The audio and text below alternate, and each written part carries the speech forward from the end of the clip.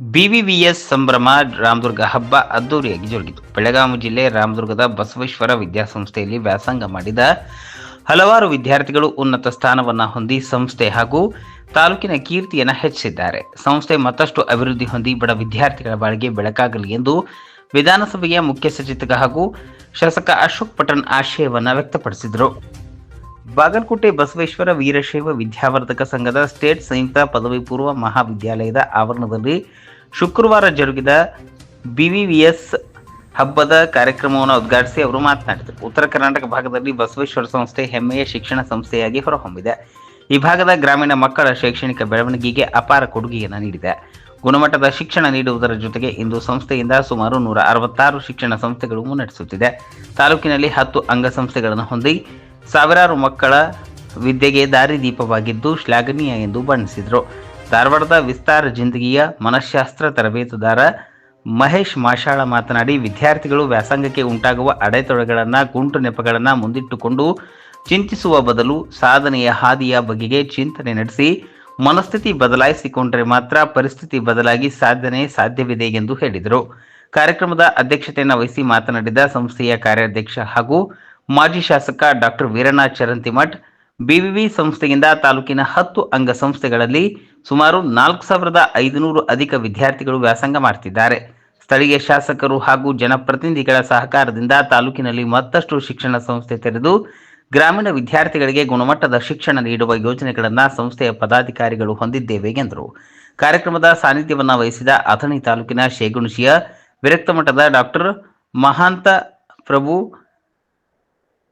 ನೀಡುವ ಯೋಜನೆಯನ್ನ ಸಂಸ್ಥೆಯ ಪದಾಧಿಕಾರಿಗಳನ್ನು ಹೊಂದಿದ್ದೇವೆ ಎಂದರು. ಕಾರ್ಯಕ್ರಮದ ಸಾನ್ನಿಧ್ಯವನ್ನು ವಹಿಸಿದ ಅಥಣಿ ತಾಲೂಕಿನ ಶೇಗುಣಶಿ ವಿರಕ್ತ ಮಠದ ಡಾಕ್ಟರ್ ಮಹಾಂತ ಪ್ರಭು ಸ್ವಾಮೀಜಿ, ಐತಿಹಾಸಿಕ ಗುರು ಪರಂಪರೆಯಿಂದ ಬಂದ ಬಿವಿವಿ ಸಂಘ ರಾಜ್ಯದ ಶೈಕ್ಷಣಿಕ ರಂಗದಲ್ಲಿ ಮುಂಚೂಣಿಯಲ್ಲಿದ್ದು ರಾಷ್ಟ್ರದ ಶೈಕ್ಷಣಿಕ ಪ್ರಗತಿಗೆ ಕೊಡುಗೆಯನ್ನು ನೀಡುತ್ತಿರುವುದು ಶ್ಲಾಘನೀಯ ಎಂದು ಹರ್ಷವನ್ನು ವ್ಯಕ್ತಪಡಿಸಿದರು. ಬಿಆರ್ ಶಿರೋಳ್ ಸೇರಿದಂತೆ ಸಂಸ್ಥೆಯ ಆಡಳಿತ ಅಧಿಕಾರಿಗಳು, ಗಣ್ಯರು, ವಿವಿಧ ಅಂಗಸಂಸ್ಥೆಗಳ ಪದಾಧಿಕಾರಿಗಳು, ಉಪನ್ಯಾಸಕರು, ಶಿಕ್ಷಕರು ಹಾಗೂ ಸಿಬ್ಬಂದಿಗಳು ಉಪಸ್ಥಿತರಿದ್ದರು. ಸಂಸ್ಕೃತ ಪಾಠಶಾಲೆ ಆರಂಭಿಸಿದರು. ಉತ್ತರ ಕರ್ನಾಟಕದ ಒಂದು ಹೆಮ್ಮೆಯ ಶಿಕ್ಷಣ ಸಂಸ್ಥೆ ಹಾಗೂ ಗ್ರಾಮೀಣ ಭಾಗದ ಬಡ ವಿದ್ಯಾರ್ಥಿಗಳು ಶಿಕ್ಷಣದಿಂದ ವಂಚಿತರಾಗಬಾರದು ಎಂದು ಮೌಲ್ಯಾಧಾರಿತ ಹಾಗೂ ಗುಣಮಟ್ಟದ ಶಿಕ್ಷಣ ನೀಡುವ ಉದ್ದೇಶದಿಂದ ಪ್ರಾರಂಭಿಸಿದ್ದು, ಈ ಸಂಸ್ಥೆಯಲ್ಲಿ ಇಂದು 50,000 ವಿದ್ಯಾರ್ಥಿಗಳು ಶಿಕ್ಷಣ ಪಡೆದುಕೊಳ್ಳುತ್ತಿದ್ದಾರೆ ಎಂದರೆ ನಮಗೆ ಬಹಳ ಸಂತೋಷ ವಿಷಯವಾಗಿದೆ. ಹಾಗೂ 6,000 ನುರಿತ ಶಿಕ್ಷಕರು ಕೆಲಸ ನಿರ್ವಹಿಸುತ್ತಿದ್ದಾರೆ. ಬಸವೇಶ್ವರ ವೀರಶೈವ ವಿದ್ಯಾವರ್ಧಕ ಸಂಘದ ಪ್ರಸ್ತುತ ಪ್ರಾಥಮಿಕ ಹಾಗೂ ಪ್ರೌಢಶಾಲೆಗಳು ಮತ್ತು ವೈದ್ಯಕೀಯ, ದಂತ ವೈದ್ಯಕೀಯ, ಡಿಪ್ಲೊಮೊ, ಇಂಜಿನಿಯರಿಂಗ್, ತಂತ್ರಜ್ಞಾನ, ಕಲೆ ವಿಜ್ಞಾನ, ವಾಣಿಜ್ಯ, ಸಂಶೋಧನೆ, ಕಾನೂನು ನಿರ್ವಹಣೆ, ಪತ್ರಿಕೋದ್ಯಮಿ ಮತ್ತು ಕೌಶಲ್ಯ ಆಧಾರಿತ ವೃತ್ತಿಪರ ಶಿಕ್ಷಣ ಸೇರಿದಂತೆ ಹಲವಾರು ವಿಭಾಗದಲ್ಲಿ ಶಿಕ್ಷಣ ನೀಡುವ ಉತ್ತಮ ಶಿಕ್ಷಣ ಸಂಸ್ಥೆಯಾಗಿದೆ.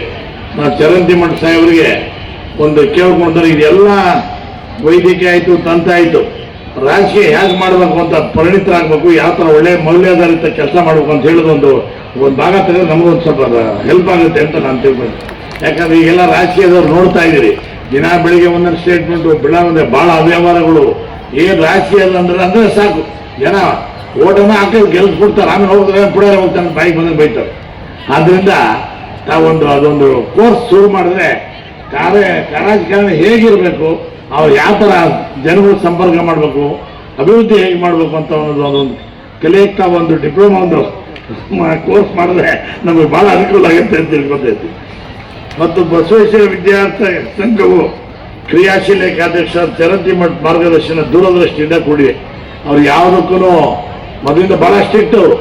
ಅವ್ರು ಸೋಲಕ್ಕೆ ಕಾರಣ ಏನಂತ ನನಗೆ ಅನಿಸಿದೆ, ಭಾಳ ಸಿಟ್ಟಿನ ಸ್ವಭಾವದವರು. ಯಾಕೆ ಸಿಟ್ಟು ಮಾಡ್ತಾರೆ ಅಂದರೆ, ಏನಾದ್ರು ಕೆಲಸ ಸಿಟ್ಟು ಮಾಡ್ತಾರೆ.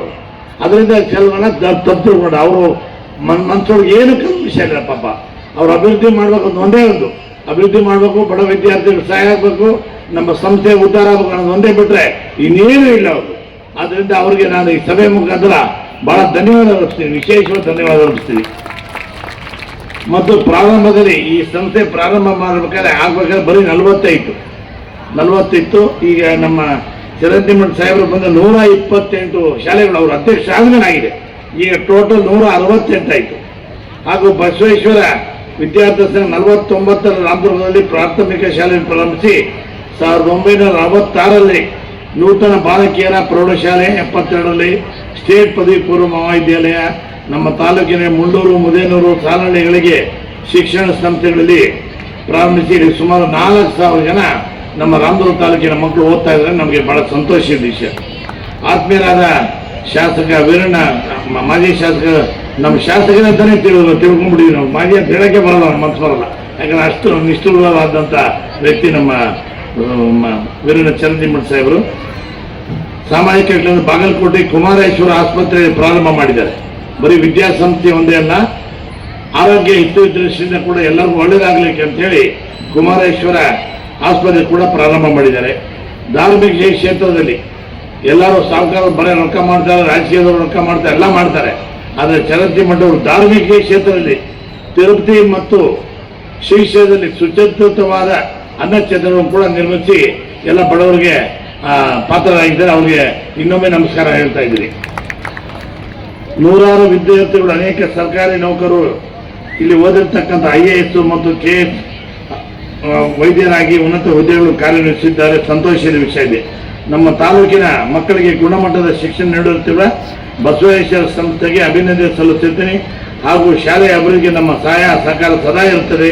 ಈ ವಿದ್ಯಾಸಂಸ್ಥೆಯಲ್ಲಿ ಕಲಿತ ವಿದ್ಯಾರ್ಥಿಗಳು ಸಮಾಜದಲ್ಲಿ ಒಳ್ಳೆಯ ಹುದ್ದೆಯನ್ನು ಅಲಂಕರಿಸಬೇಕು. ಹಾಗೂ ಶಿಕ್ಷಕರಿಗೂ ಹಾಗೂ ಪಾಲಕರಿಗೆ ವಿದ್ಯಾರ್ಥಿಗಳು ಗೌರವ ಕೊಡಬೇಕು.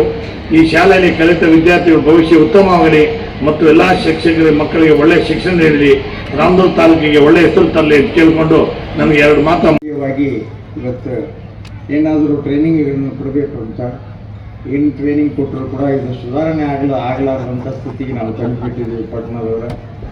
ಆ ನಿಟ್ಟಿನಲ್ಲಿ ಮಹೇಶ್ ಮಾಷಾಳ್ ಅವರಿಗೆ ಕೇಳಿ ಅವರ ಮುಖಾಂತರ ಏನಾದರೂ ಮಾಡೋಕ್ಕೆ ಸಾಧ್ಯನಾ ಅನ್ನೋ ಬಗ್ಗೆ ವಿಚಾರ ಮಾಡೋಣ.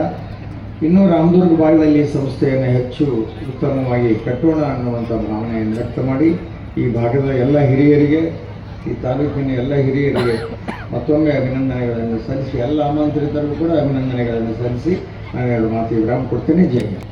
ಶಿಕ್ಷಣದ ಬಗ್ಗೆ, ಒಬ್ಬ ವ್ಯಕ್ತಿ ಹೇಗಿರಬೇಕು ಅನ್ನುವಂಥದ್ರ ಬಗ್ಗೆ ಅತ್ಯಂತ ವಿಶೇಷವಾಗಿರುವಂತಹ ಮಾತುಗಳನ್ನು ನಾವು ವೇದಿಕೆ ಮೂಲಕ ಕೇಳಿದ್ದೇವೆ.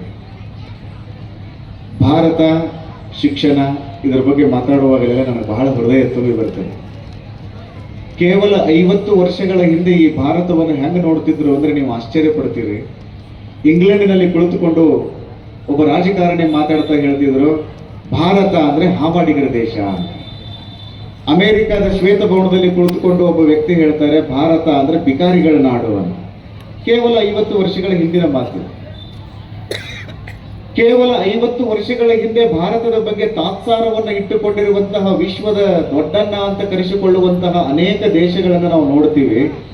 50 ವರ್ಷಗಳ ನಂತರದಲ್ಲಿ ಪರಿಸ್ಥಿತಿ ಹೆಂಗಾಗ್ಯದ ಅಂದ್ರೆ, ದೊಡ್ಡ ದೊಡ್ಡ ದೇಶಗಳು ಅಂತ ಏನಂತೀವಲ್ಲ, ಎಲ್ಲ ದೇಶಗಳ ಚುಕ್ಕಾಣಿಯನ್ನ ಹಿಡಿಯುವಂತಹ ಯಾವ ದೇಶದವರು ಅಂದ್ರೆ ನಮ್ಮ ಭಾರತ ದೇಶದವರು ಅನ್ನುವಂಥದ್ದು ಏನಿದೆಯಲ್ಲ, ನಮ್ಮೆಲ್ಲರ ಹೆಮ್ಮೆಗೆ ಅದು ಕಾರಣ ಆಗ್ತದೆ. ಇವತ್ತು ಭಾರತ ಬದಲಾಗಕತ್ತದ. ಇವತ್ತು ಭಾರತದ ಶಿಕ್ಷಣದ ವ್ಯವಸ್ಥೆ ಬದಲಾಗಕತ್ತದ. ಇವತ್ತು ಎಲ್ಲ ಕ್ಷೇತ್ರಗಳಲ್ಲಿ ಭಾರತ ಮುನ್ನುಗ್ತಾ ಇರುವಂತದ್ದನ್ನು ನೋಡಿದರೆ ನಿಜಕ್ಕೂ ಆಶ್ಚರ್ಯ ಅನಿಸ್ತದೆ. ನಾವೆಲ್ಲರೂ ಹಿಂಗೆ ಚಿಂತನೆ ಮಾಡಬೇಕು, ಶಿಕ್ಷಣವನ್ನು ಬಹಳ ಚಲೋತ್ತಾಗಿ ನಾವು ಪಡ್ಕೊಳ್ಬೇಕು. 21ನೇ ಶತಮಾನ ಯಾವ ಶಿಕ್ಷಣಕ್ಕೆ ಹಾತೊರಿತಾ ಇದೆ ಅಂದ್ರೆ ಸೃಜನಶೀಲತೆಯನ್ನು ನಾವು ಇಟ್ಕೊಳ್ಬೇಕು. ಸೃಜನಶೀಲತೆ ಇಲ್ಲ ಅಂದ್ರೆ ನಿಮ್ಮನ್ನು ಯಾರೂ ಮಾತಾಡಿಸೋದಿಲ್ಲ. ಇವತ್ತು ಟೆಸ್ಲಾ ಬಗ್ಗೆ ನಾವು ಮಾತಾಡ್ತೀವಿ, ಇಲಾನ್ ಮಸ್ಕ್ ಅನ್ನುವಂಥ ಒಬ್ಬ ವ್ಯಕ್ತಿ ಬಗ್ಗೆ ನಾವು ಮಾತಾಡ್ತೀವಿ. ಈ ಭೂಮಿ ಮೇಲೆ ಬೇಡವೇ ಬೇಡ ಅಂತ ಹೇಳಿ ಇವತ್ತು ಮಂಗಳನ ಅಂಗಳದಲ್ಲಿ ಒಂದು ಸಿಟಿಯನ್ನು ನಿರ್ಮಾಣ ಮಾಡಬೇಕು ಅಂತ ಕನಸು ಕಟ್ಟಿಕೊಂಡು ಅವ್ರು ಕೆಲಸ ಶುರು ಮಾಡ್ಯಾರ.